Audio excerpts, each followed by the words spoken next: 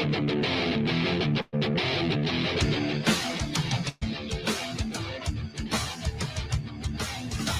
see you as small and helpless. They see you as just a child. Surprised when they find out that a warrior will soon run wild. Prepare for your greatest moments. Prepare for your finest hour. The dream that you've always dreamed is suddenly about to flower. We are lightning, straight from the thunder. We're your nation wonder. This will be the day we've waited for. This will be the day we open up the door. Revolution, I'll be ready for revolution. Welcome to a world of installation. Welcome to a world of bloody evolution. It's time to open up in line. The story will be told. This victory is in its simple soul. Your world needs a great defender. Your world's in the way of harm. You want a romantic life, a fairy tale that's full of charm. Beware that the light is fading. Beware as the dark returns. This world's unforgiving. Even bright lights will cease to burn. Legends gather. Unite forever. Hope that beats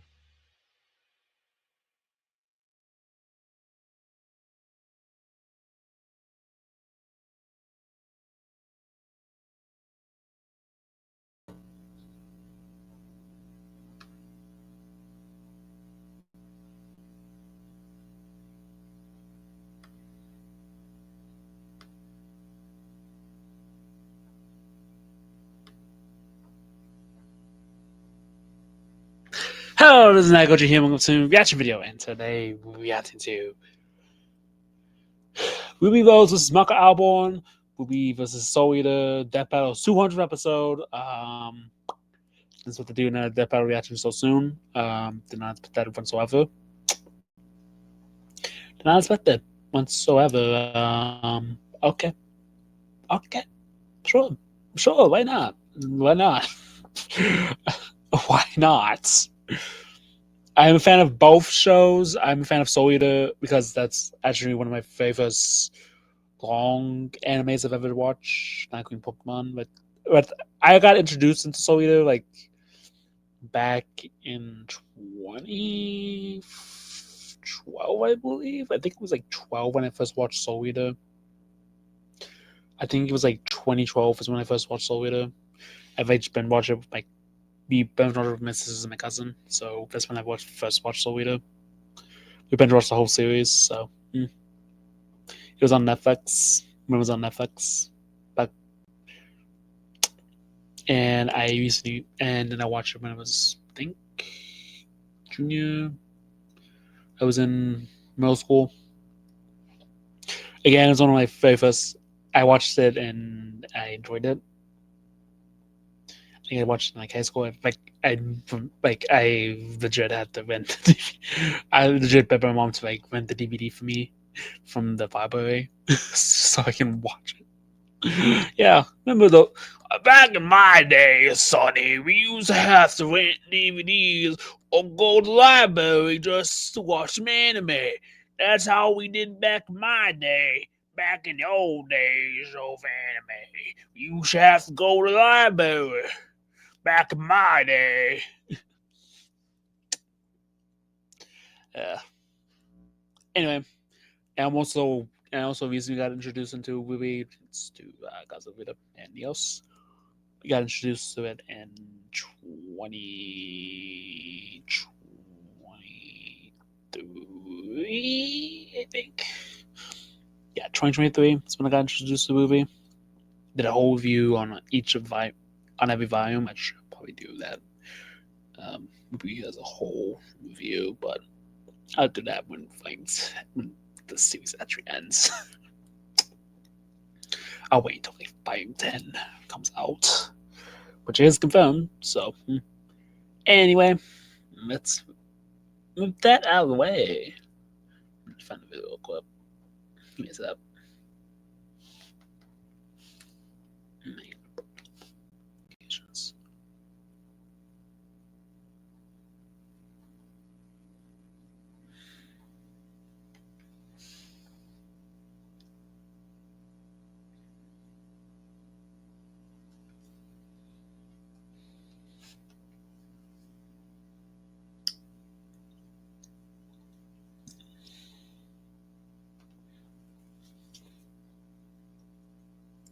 Also, this is also a battle that's requested by the creator of RWBY.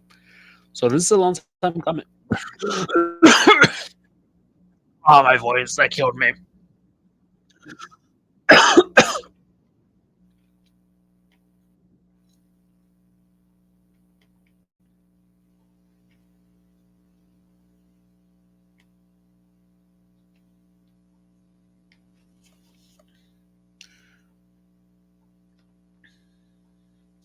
So let's get, shall we?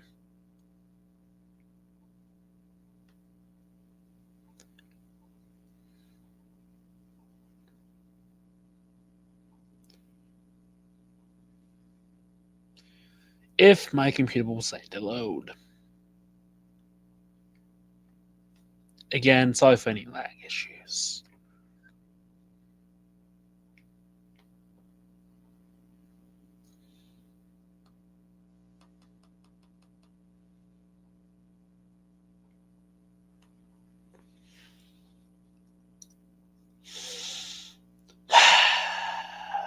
You can load. I need the computer.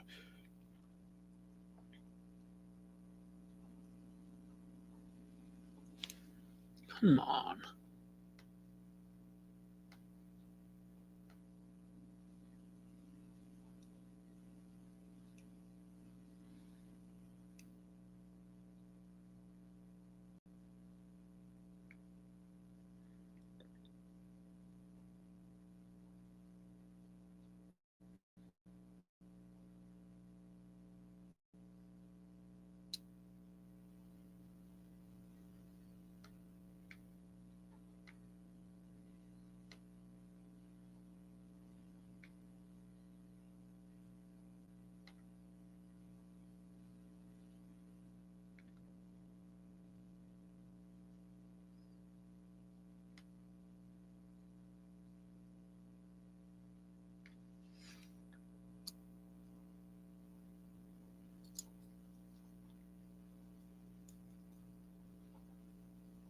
Still loading.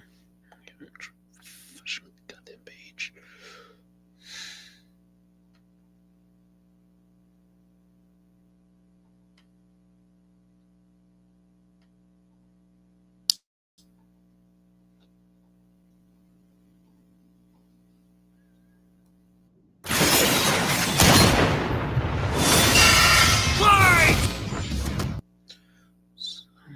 Buff initials.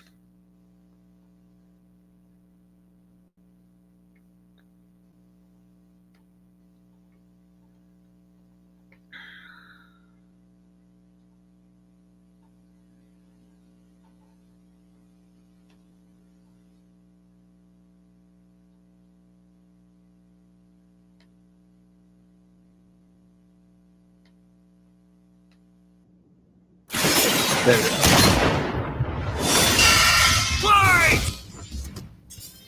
Ruby Rose versus Maka Alborn. The battle of spunky teens with oversized gardening tools. He's Wiz and I'm Boomstick. And Why is it's it our called job to gardening analyze their tools? weapons, armor, and Wait, skills let's to say find out gardening who would tools. win a death battle. I remember when Mama Boomstick read me bedtime fairy tales. Stories of heroes and warnings about eating those little berries and quicksand. So much quicksand. Yet in the world of Remnant, fairy tales are real.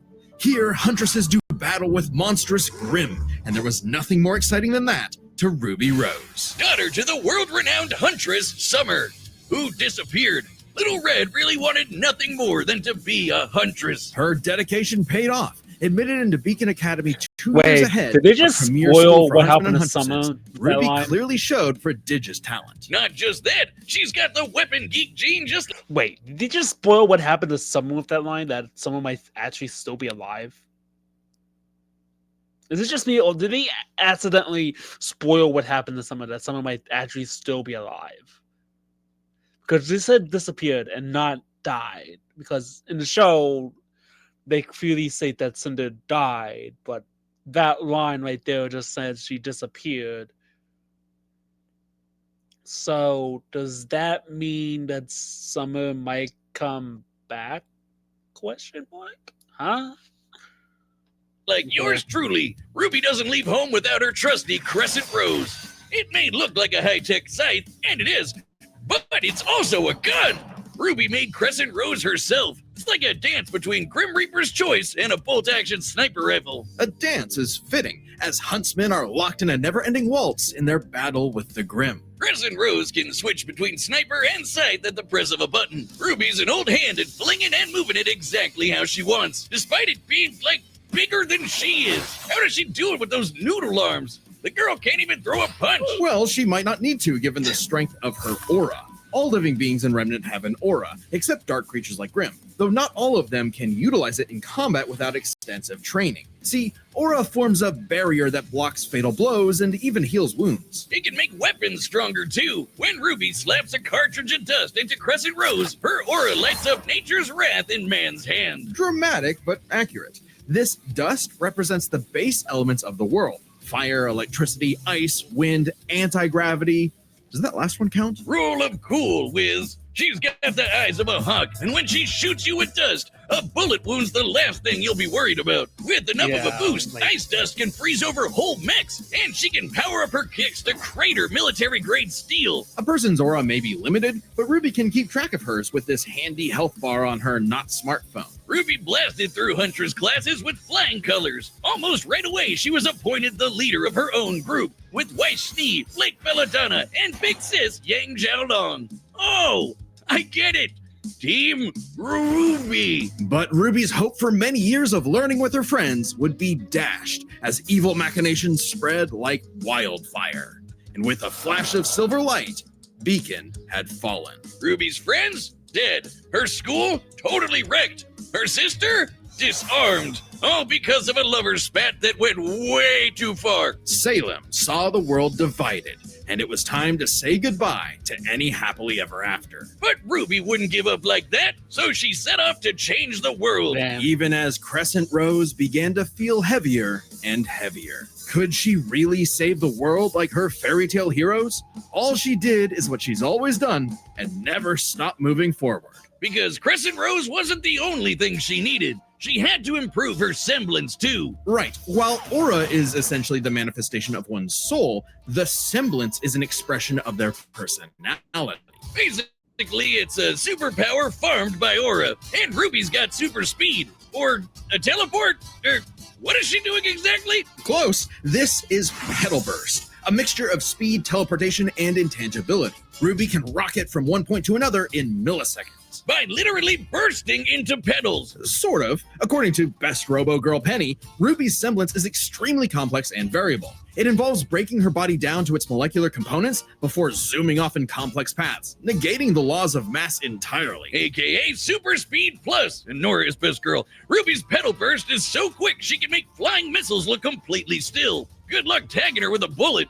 or a breadstick. She's certainly quick enough to give Emerald and Mercury a hard time, and they've dodged actual lightning. She's faster than Blake, who could keep up with the most cringe faunus of all, Adam Taurus. Well, he did draw his sword fast enough to parry an actual particle beam. In real life, such a beam is created by accelerating charged particles to just under light speed. So, that's impressive. With such a powerful ability, RWBY could safely shine her smile for years, even as she carried the fate of Remnant across the world. To her friends, she was a beacon of hope. Well, yeah, because she's got one more superpower. Her silver eyes. Just like her mom, RWBY inherited them from the god of light as a weapon against negative anti-life energy, like the evil goop Grim spawned from. Just a wink and blam. Sayonara, dragon of darkness. But RWBY's skills didn't falter after her time at Beacon. As she journeyed across Remnant, she leveled up to compete with all sorts of powerful magic and mechanized foes. Her team could even match the Ace Ops, an elite squad of longtime professional huntsmen. Including Harriet, whose super speed semblance was totally outclassed by Petal Burst, and Vine, whose aura was strong enough to contain a bomb that was about to decimate the whole city of Mantle. Man, these are some pretty powerful auras. Though it's important to remember, RWBY is only 17 years old. The weight of being a leader, a savior, and a huntress like her mother would get heavier and heavier and heavier. She got over it. Look at her go! Taking Crescent Rose firmly in hand and sending a message of unity to the rest of the world. RWBY had finally left the fairy tale behind, taking one more step toward the day we've waited for.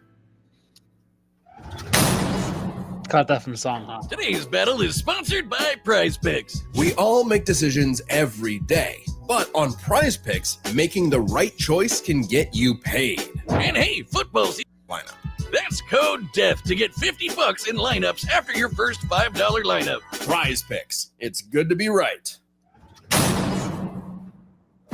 A sound soul dwells within a sound mind and a sound body. But all the unjust evil souls of this world are on the Disney Fast Pass to becoming a Kishin. Destructive gods mutated from good-natured souls. A Kishin could plunge the world into chaos and madness. If only someone could stop them. Bing bong, it's the DWMA. Welcome to Death Weapon Meister Academy, where death rules. Literally, his name is Death. Here, Lord Death tasks humans to become spiritually talented meisters of demon weapons. AKA people who are also a weapon. No, really, they transform into weapons. Guns, ninja stars, hammers, you name it. A Meister weapon pair kills and consumes lost souls to keep the Kishin away. Jack the Ripper? More like Jack the Fraud. And so, the demon weapon Soul was paired with the dutiful rising star, Maka Alborn. Talk about your classic teacher's pet.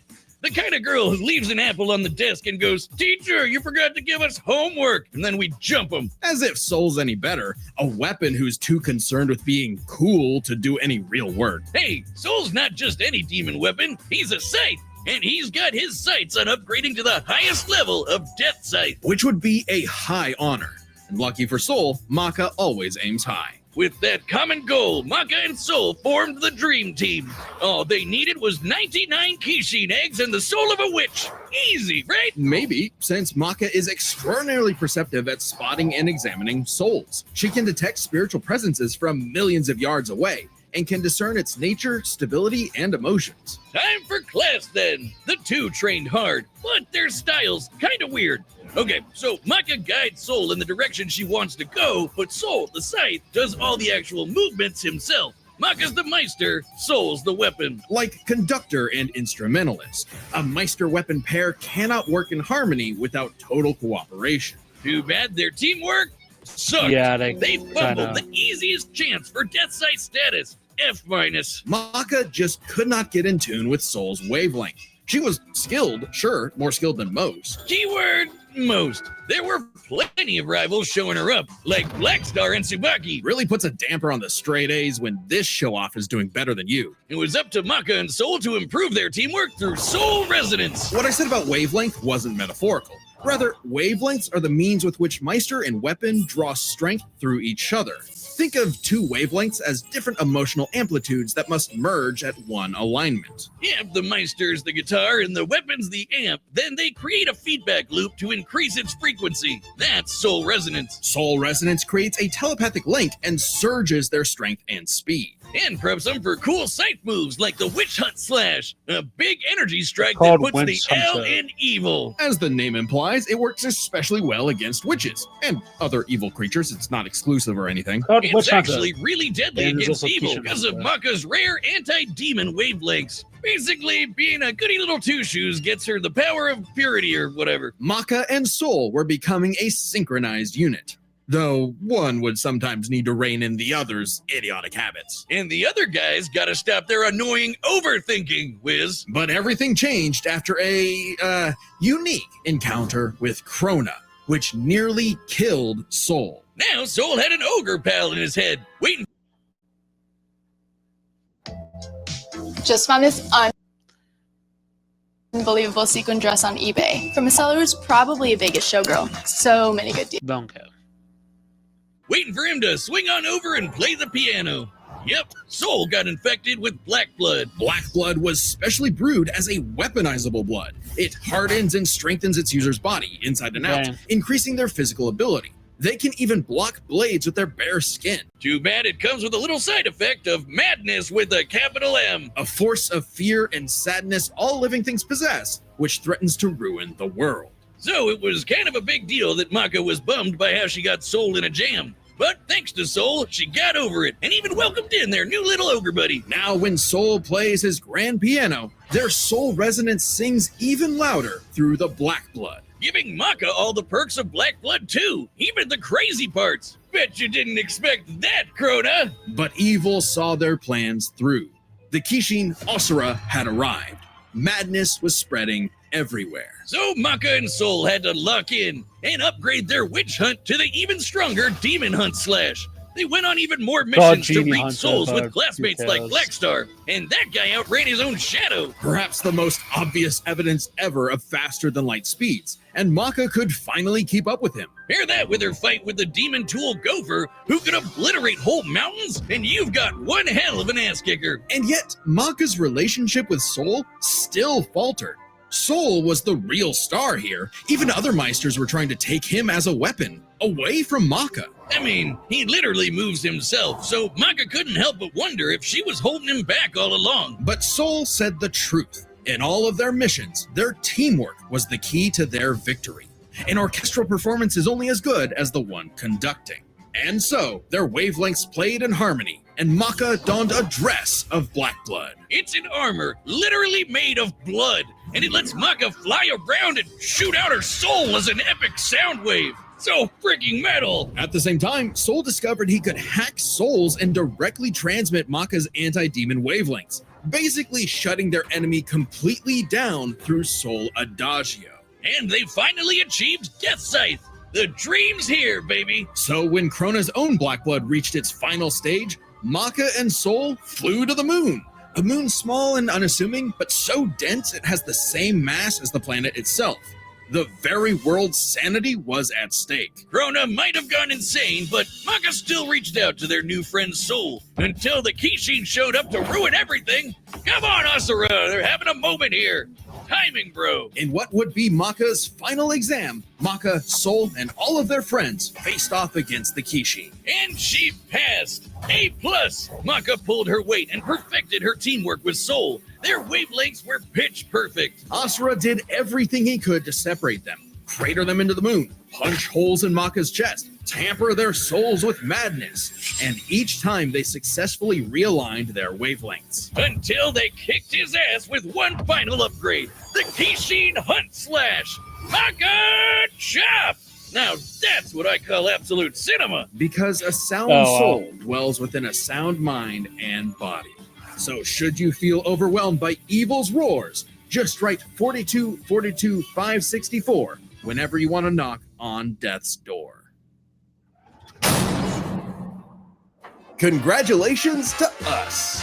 Wiz, your ego is showing. It always is. And why not? This death battle is episode 200. Well, yeah, it's a big deal, so we've got a big discount on our website to celebrate. That's www.deathbattle.gg. Website members already get awesome deals like exclusive Death Battle merch, the whole episode archive, including episodes not on YouTube, and a bunch of behind-the-scenes goodies.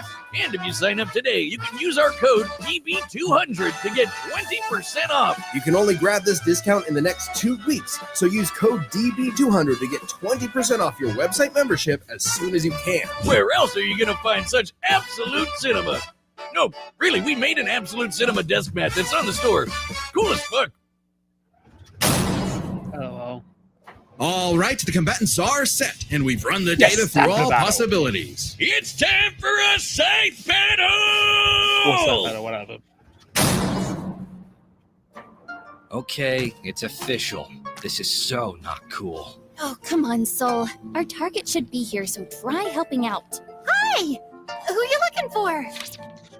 No, Ruby. Little Red Riding Hood, your humanity has strayed from its just path, and the Shinigami has caused your boyfriend turns into a scythe. Oh, that's so cool! Your soul is ours!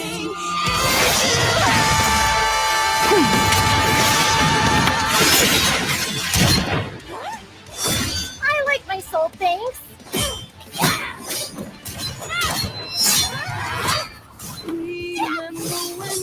This is awesome. Won't lie, Red. Your moves are sick, but too slow for my Meister. You haven't seen anything yet! Focus. She's good, but we can handle it. Let's go, Soul Resonance!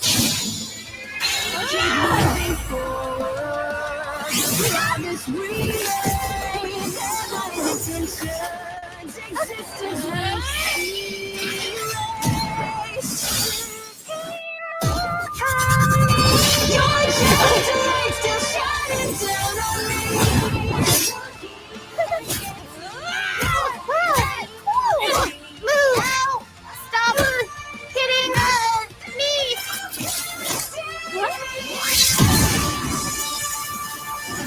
Get back here!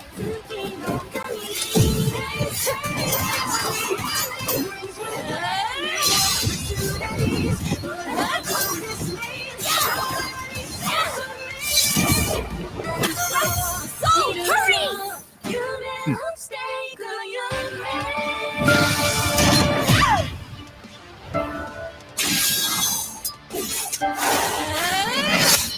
Interesting. Her soul forms a barrier. Try helping out.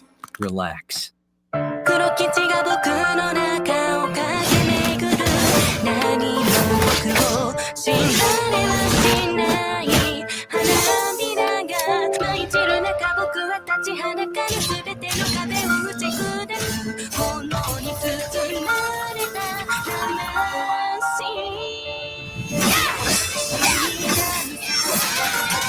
Sorry, but I'll never stop fighting. I'm Ruby Rose, and I am 100! Soul Adagio! Ruby! The wavelengths! Damn it, she's... Stay strong, Maka! You got this!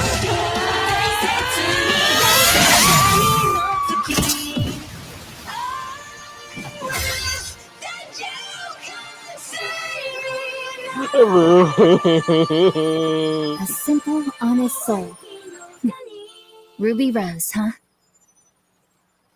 Ruby! KO! Rest in peace, Ruby. But hey, it's not often you get to see Scythe on I Scythe. can't go through this again. Not Ruby.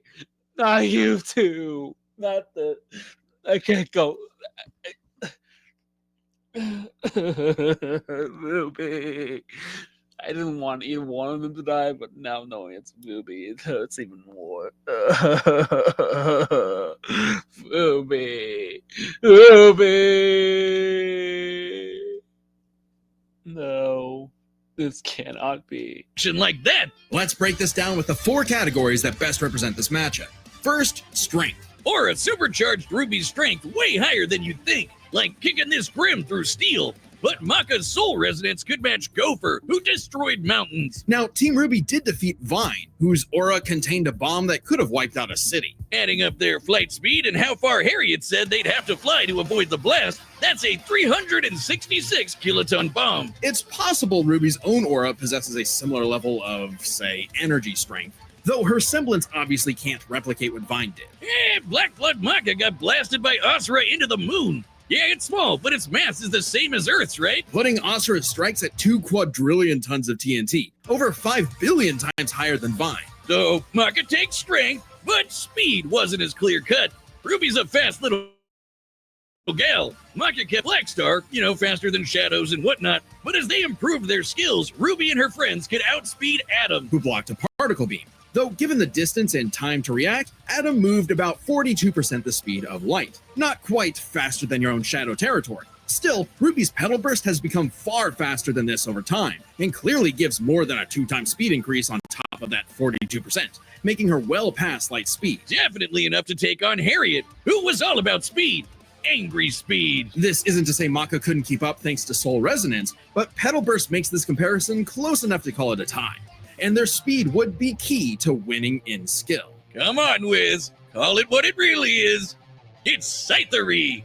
That's not a word. Maka's Scythery was pretty good, but Soul does all the movement for her. As a Meister, she was mostly a guide. It's easy to assume that RWBY's Scythery was superior. She's entirely self-sufficient at dancing with her weapon. Soul's own control is still a factor here, but it doesn't change that Ruby's been swinging that thing for way longer than Maka. Ruby's got Scythery in the bag. Perhaps this edge would be enough for RWBY to avoid Maka's far greater strength if she had the better powers. So, Aura's really cool. Barriers, healing, superpowers, and so on. But it's got one big weakness. It is a finite resource that is required for all of RWBY's powers. Petal Burst, activating dust, even powering up Crescent Rose takes juice and some aura. Once it's gone, RWBY's totally vulnerable. And there's a second key factor regarding aura. It is specifically a manifestation of RWBY's soul.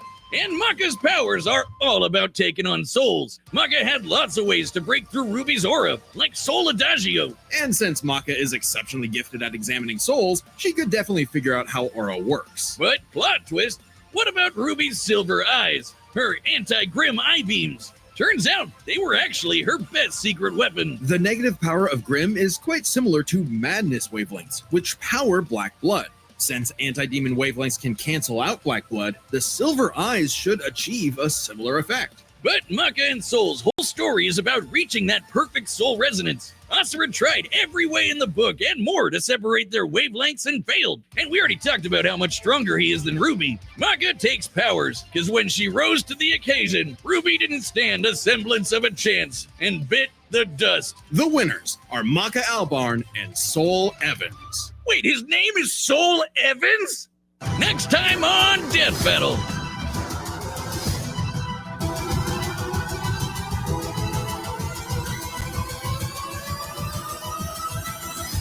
Subscribe and join as a member to see more Death Battle. Thanks for watching. Cool.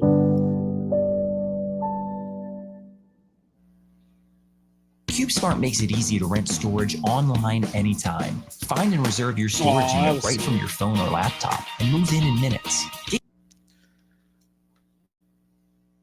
They said they put a thank you tribute at the end for Monty.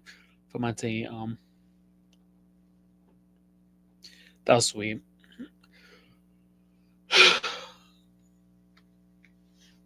That battle was awesome. It was better than the last one.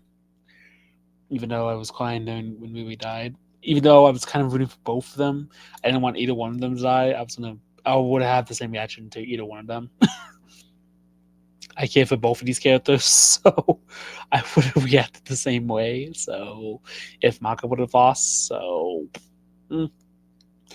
I enjoyed that episode. It was pretty good. It was way better than the last 100th episode. I think the 100th episode was like Mario vs. Sonic, which is a little bit underwhelming. But this 200th episode is Maka Alborn, RWBY versus Maka Alborn, and it was a little bit better. And I enjoyed it. It was pretty good. It was good, awesome, peak, love it. Now we just need a Team Movie versus Teenage Mutant Ninja Turtles.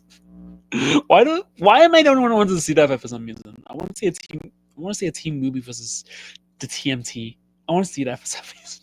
Why do I want to see that for some reason? Just team movie taking on the Teenage Mutant Ninja Turtles for some reason. I just want to see team movie fight TMT. Just to fight them. Just to see how that will go. Just to see how crazy that fight will be. Just to see how Team Movie will handle TMNT. I would love to see that fight. That would be an awesome fight to see. Will TMT lose Team Movie? I don't know. I would love to see Team Movie face against TMT in a future death battle. That would be awesome to see.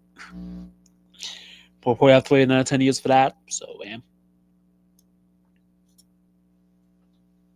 And who knows, maybe they actually get all the voice actors for Team Movie to actually voice Team Movie in that episode. That'd be cool. We have Team Movie in Death Battle.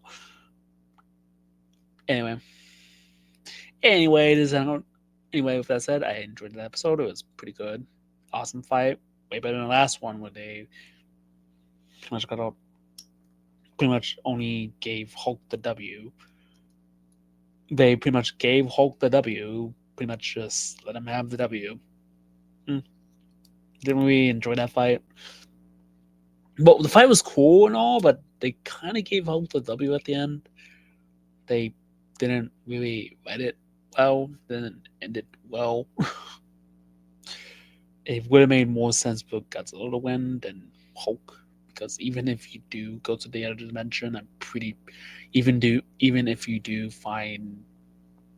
you go by that single Godzilla logic, that would mean you would have to kill that Godzilla, and that's impossible to do. You can't just kill a being that powerful. That's not how mutate and whatever. Plus, that is also very disrespectful to the 70 years of Godzilla. So, yeah. But with that said, this is Anderson off. And remember, stay big, movie and Soul Eater fans. See you in the next one. Bye.